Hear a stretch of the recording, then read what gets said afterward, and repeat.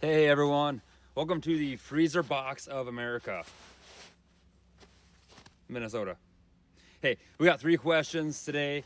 First one is summarizing the mission of Christ.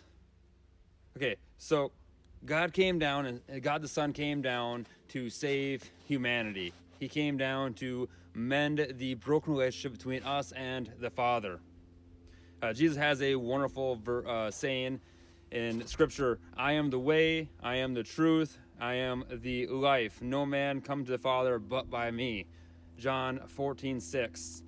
So questions might come up that I think of too, in which ways does Jesus demonstrate the saving and healing he does?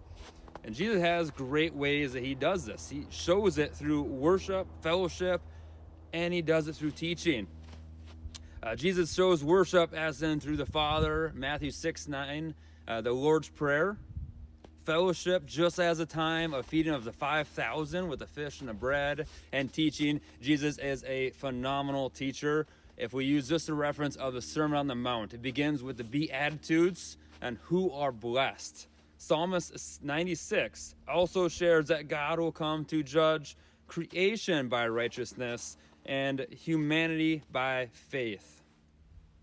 So our second question is how the church can fulfill the mission of Christ, both locally and globally.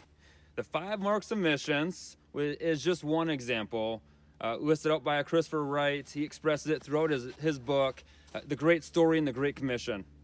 Though we cannot fulfill the laws and live a perfect life, Jesus did just this. In Jesus' Great Commission found in Matthew 28, Jesus tells us to go and to teach. He tells us to baptize, to continue carrying out the mission of Christ. Every one of us should feel empowered to be a missionary. Yeah, it's a blessing to work inside the church. It's a blessing to work directly for a church, but overseas as a missionary. Those are great, but we shouldn't limit it to that. Just as Wright says, it could be letting the light of God shine through every one of us, no matter what the employment we have is, our location, our position, our qualities. Needing to let that light shine through and shine through everyone else around us. Wright expresses well on page 150. Our local church works very well providing a friendly environment for people that are both old or new to the church to feel comfort in fellowship and prayer. And our last question here is, our local church, how are they participating, or which ways can they participate in fulfilling the mission of Christ? So we attend Malacca Alliance as part of the Christian and Missionary Alliance. And every so often, our pastor's wife will come out and talk about missions.